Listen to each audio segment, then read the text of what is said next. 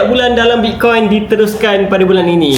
Hai guys, pada bulan ni guys, kita tengok market jatuh dengan ganas. Tapi macam biasa, kita akan teruskan DCA kita pada setiap awal bulan. Untuk bulan ni kita agak bertuah disebabkan oleh pada 1 hari bulan kita busy beraya. And pada semalam start 7 hari bulan baru saya start masuk office. And kita boleh record video kita buat dollar cost averaging RM5,000 ke dalam Bitcoin. Jadi untuk nak update kat anda, kita boleh tengok dekat right now, current balance pada waktu ini account nilai sekitar RM57,600 plus. And let's go, kalau kita tengok dekat harga Bitcoin semalam, you guys boleh nampak dekat situ saya ada buy sebanyak RM5,000, sekitar $1,000 plus macam itu. Kalau kita tengok dekat daily, and you guys boleh nampak saya memang DCA daripada dulu. Dan ini masuk bulan ke-10.